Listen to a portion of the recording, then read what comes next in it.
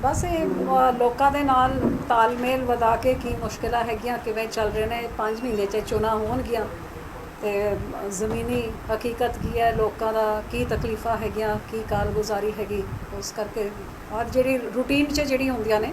मानसा जिले की मीटिंग सीगियां। तो भाई कांग्रेस की आपसी लड़ाई चल रही है कैप्टन अमरिंदर सोनिया को गए हैं दरबार च की कहना चाहोगे इस बारे?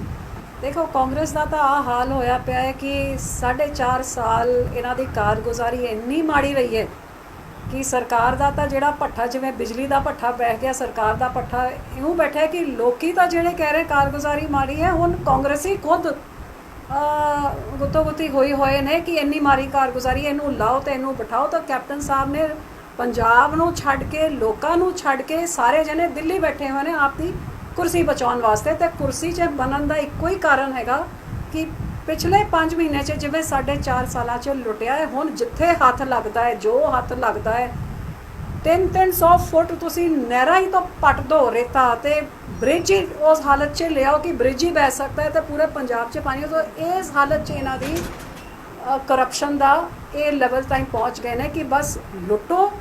पैसे कमाओ तो लोगों तो अपने हाल च आप देखा भावें कोविड होए भावें रेता होए भावें नजायज़ शराब हो या बिजली होए तुसी देखा है कि पंजाब का किस हाल च पंजाब चल रहा है। बीबी जी बिजली की गल की नवजोत सिद्धू ने एक ट्वीट किया कि बादलों के कारण अज जो बादलों ने कंडे बीजे से पंजाब भुगत चुक रहा है उन्होंने कंडिया बिजली के कारण तो बादलों के कारण जो भुगत रहा तो फिर बादलों के समय च 24 घंटे बिजली घरां च ते 8 घंटे बिजली खेतां च बिना एक कट दे 10 साल बादल किवें देंदे रहे जे कंडे वो बीजे सी। जिन्हां ने बिजली वधाई आमो आम कीती अज जिन्हां ने बिजली दे कट लाते अज उन्हां नूं दोषी फिर दूजी गल जे इल्ज़ाम जिहड़े ला रहे ने तो इन्हां नूं तां पावर मिनिस्ट्री कैप्टन साहब दे रहे सीगे जे असी कुछ माड़ा कीता सी फिर आके सुधार क्यों नहीं किया। हकीकत आ हैगी कि बादल सरकार ने जिथे 50 साल च 6000 मैगावाट बिजली की पैदावार पंजाब च सीगी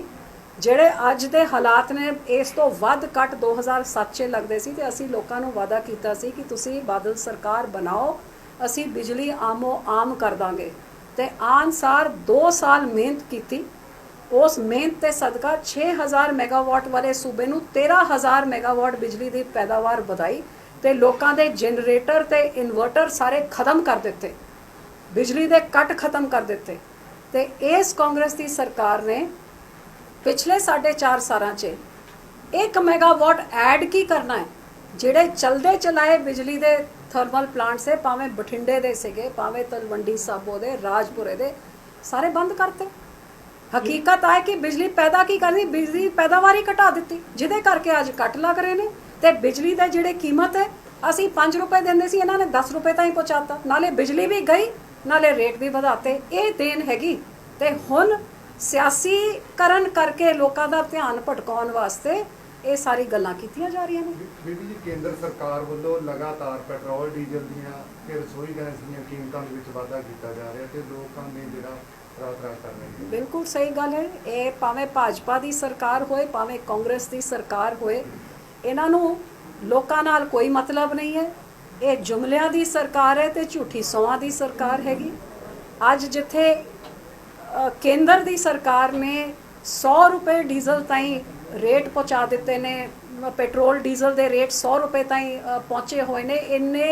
रेट कदे इतिहास च नहीं वधे। उत्थे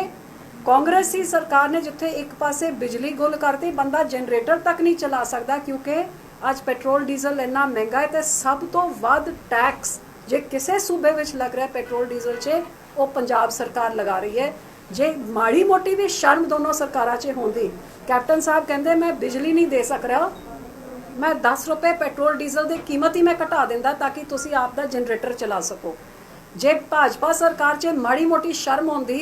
तो वह भी इस जिथे हर चीज़ की महंगाई वध गई खान पीन की चीज़ां जिहदी गल करो अज महंगाई आसमान छू रही है आम गरीब बंदा अपना टाइम पास भी नहीं कर सक रहा भुखे लोग मर रहे हैं। जे माड़ी मोटी शर्म होंदी 5-7 रुपए वो घटा देंदे 10 रुपए कैप्टन 20 रुपए जे घट जाती कीमतां तो अज देश ते पंजाब के हालात बिल्कुल फर्क होंदे ते लोकां दा बोझ घटिया होंदा। लेकिन ये दोनों बेशर्मा सरकारां ने कल्ले झूठ मारना है तो सत्ता विच आना है तो सत्ता विच आके ਲੋਕਾਂ ਦੀ ਤਕਲੀਫਾਂ ਭੁੱਲ ਜਾਂਦੀਆਂ ਨੇ। ਵੀ ਅੱਜ ਤੁਹਾਡੀ ਤੁਸੀਂ ਸਰਕਾਰ ਨੇ ਗ੍ਰਾਂਟ ਦਿੱਤੀ ਹੈ ਤੁਸੀਂ ਮੈਮ ਤੁਹਾਡੀ ਸਰਕਾਰ ਨੇ ਕਿਸਾਨਾਂ ਵਾਸਤੇ ਇੰਨਾ ਕੁਝ ਕੀਤਾ ਹੈ। ਅਗਰ ਤੁਹਾਡੀ ਸਰਕਾਰ 2022 ਦੇ ਵਿੱਚ ਆਈ ਕਿ ਤੁਸੀਂ ਬਿੱਲ ਰੱਦ ਕਰਵਾਓਗੇ ਜਾਂ ਨਹੀਂ?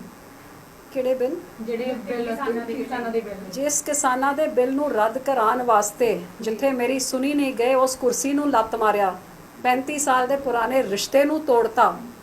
ਤੇ ਮੈਂ ਆ ਵੀ ਦਾਅਵੇ ਨਾਲ ਕਹਿ ਸਕਦੀ ਹਾਂ ਕਿ ਜੇ ਅੱਜ ਬਾਦਲ ਸਾਹਿਬ ਦੀ ਸਰਕਾਰ ਹੁੰਦੀ ਕੈਪਟਨ ਦੀ ਥਾਂ, ਤੇ ਪਹਿਲੀ ਗੱਲ ਇਹ ਬਿੱਲ ਆਣੇ ਹੀ ਨਹੀਂ ਸੀਗੇ। ਕੈਪਟਨ ਸਾਹਿਬ ਉਸ ਕਮੇਟੀ ਦੇ ਮੈਂਬਰ 2019 'ਚ ਬਣੇ ਬੈਠੇ ਸੀ ਜਦ ਇਹ ਬਿੱਲਾਂ ਦੀ ਗੱਲ ਚਰਚਾ ਚੱਲ ਰਹੀ ਸੀਗੀ। ਉਹਨਾਂ ਨੇ ਨਾ ਤਾਂ ਪੈਰਵਾਈ ਕੀਤੀ, ਜਦ ਬਿੱਲ ਆਇਆ ਤਾਂ ਵੀ ਪੈਰਵਾਈ ਨਹੀਂ ਕੀਤੀ। ਇਹਨਾਂ ਦੇ ਬੰਦੇ ਤੁਸੀਂ ਚੰਗੀ ਤਰ੍ਹਾਂ ਜਾਣਦੇ ਹੋ ਕਿ ਕਾਂਗਰਸ ਪਾਰਟੀ ਨੇ vote, Aam Aadmi party, Congress party ਸਾਰੇ ਵਾਕਆਊਟ ਕਰ ਗਏ ਸੀ ਜਦ ਵੋਟ ਪਈ ਸੀ। ਸੁਖਬੀਰ ਜੀ ਤਾਂ ਮੈਂ ਬੈਠ ਕੇ ਅਸਤੀਫਾ ਦੇ ਕੇ ਖਿਲਾਫ ਵੋਟ ਪਾ ਕੇ ਆਏ ਸੀਗੇ, ਨਾ ਤਾਂ ਪੈਰਵਾਈ ਕੀਤੀ। ਤੇ ਹੁਣ 8 ਮਹੀਨੇ ਤੋਂ 500 ਕਿਸਾਨ ਮਰ ਗਏ ਨੇ। ਕਿੰਨੀ ਵਾਰੀ ਕੈਪਟਨ ਸਾਹਿਬ ਦਿੱਲੀ ਜਾ ਕੇ ਇਹਨਾਂ ਬਿੱਲਾਂ ਦੀ ਚਰਚਾ ਕਰਕੇ ਆਏ ਨੇ, ਕਿੰਨੀ ਵਾਰੀ ਉੱਥੇ ਕਿਸਾਨਾਂ ਨੂੰ ਮਿਲ ਕੇ ਆਏ ਨੇ, ਕੀ ਕਿਸਾਨਾਂ ਦੇ ਨਾਲ ਕੀ ਖੜੇ ਨੇ। ਜਿਹੜੇ ਕਿਸਾਨ ਸ਼ਹੀਦ ਹੋ ਗਏ ਨੇ ਉਹਨਾਂ ਦੇ ਪਰਿਵਾਰਾਂ ਨੂੰ ਜਿਹੜੀ ਨੌਕਰੀ ਦੇਣ ਦੀ ਗੱਲ ਤੇ 10 ਲੱਖ ਰੁਪਏ ਦੇਣ ਦੀ ਗੱਲ ਕਰ, ਕਿੰਨੇ ਪਰਿਵਾਰਾਂ ਨੂੰ ਮਿਲਿਆ ਨੇ? ਇਹ ਕੱਲੇ ਡਰਾਮੇ ਕਰਦੇ ਨੇ, ਝੂਠ ਮਾਰਦੇ ਨੇ, ਗੁੰਮਰਾਹ ਕਰਦੇ ਨੇ।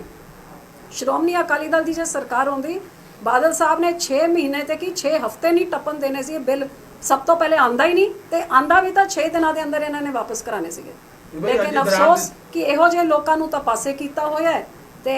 ਜਿਹੜਾ ਕੰਮਕਾਜ ਚੱਲ ਰਿਹਾ ਉਹ ਤੁਹਾਡੇ ਸਾਹਮਣੇ ਹੈ। ਬੀਬਾ ਇੱਕ ਗ੍ਰਾਂਟ ਦਿੱਤੀ ਅੱਜ ਜ਼ਿਲ੍ਹਾ ਪ੍ਰਸ਼ਾਸਨ ਨੂੰ ਕੀ ਗ੍ਰਾਂਟ ਦਿੱਤੀ ਹੈ, ਕੀ ਕਹਿਣਾ ਚਾਹੋਗੇ?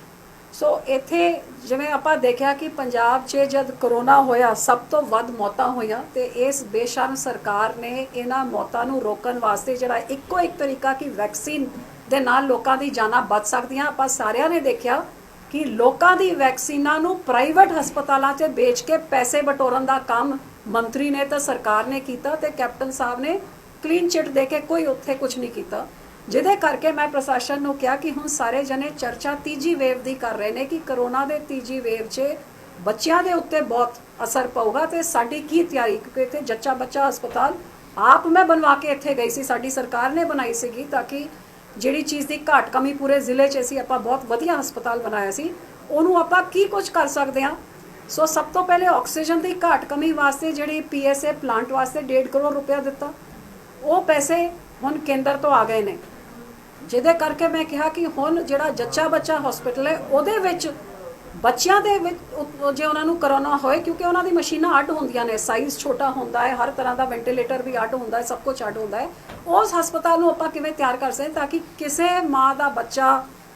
ਇਲਾਜ ਜਾਂ ਆਕਸੀਜਨ ਜਾਂ ਮਸ਼ੀਨ ਦੇ ਕਾਰਨ ਕਿਸੇ ਬੱਚੇ ਦੀ ਮੌਤ ਨਾ ਹੋਏ ਇਸ ਕਰੋਨਾ ਦੀ ਬਿਮਾਰੀ। ਜਿਹਦੇ ਕਰਕੇ ADC ਸਾਹਿਬ ਨੇ ਪੂਰੀ ਲਿਸਟ ਬਣਾ ਕੇ ਲੈ ਕੇ ਕਿ ਕਿਹੜੀ ਇਕਵਿਪਮੈਂਟ ਦੀ ਲੋੜ ਹੈ, ਉਹਦੇ ਵਾਸਤੇ ਤਕਰੀਬਨ 50 ਲੱਖ ਦੀ ਗ੍ਰਾਂਟ ਦੀ ਲੋੜ ਹੈ, ਜਿਹੜੀ ਮੈਂ ਉਹਨਾਂ ਨੂੰ ਦੇ ਰਹੀ ਹਾਂ। ਅਧਿਆਪਕਾਂ ਦੇ ਲਾਠੀ ਚਾਰਜ ਹੋਇਆ ਜੀ, ਰੁਜ਼ਗਾਰ ਮੰਗਣ ਗਏ ਸੀ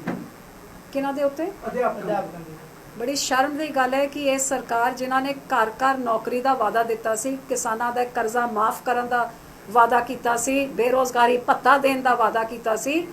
ਅੱਜ ਜਦ ਪੰਜਾਬ ਜਵਾਬ ਮੰਗ ਰਿਹਾ ਹੈ, ਜਦ ਮੁਲਾਜ਼ਮ ਜਵਾਬ ਮੰਗ ਰਹੇ ਨੇ, ਜਦ ਬੇਰੋਜ਼ਗਾਰ ਜਵਾਬ ਮੰਗ ਰਹੇ ਨੇ, ਤੇ ਫਿਰ ਭਾਵੇਂ ਟੀਚਰ ਹੋਏ ਭਾਵੇਂ ਕੋਈ ਹੋਰ ਵਰਗ ਹੋਏ, ਉਹਨਾਂ ਨੂੰ ਜਵਾਬ ਤਾਂ ਕੀਤਾ ਬਲਕਿ ਡਾਂਗਾਂ ਦੇ ਨਾਲ ਉਹਨਾਂ ਦੀ ਇਹੋ ਜਿਹੀ ਮਾਰਕੁੱਟ ਕੀਤੀ ਜਾਂਦੀ ਹੈ ਕਿ ਆਪਣੀ ETT ਟੀਚਰਾਂ ਬੀਬੀਆਂ ਨੂੰ ਦੇਖ ਲਓ, ਉਹਨਾਂ ਦੇ ਬਾਲ ਪੁੱਟ ਕੇ ਚੁੰਨੀਆਂ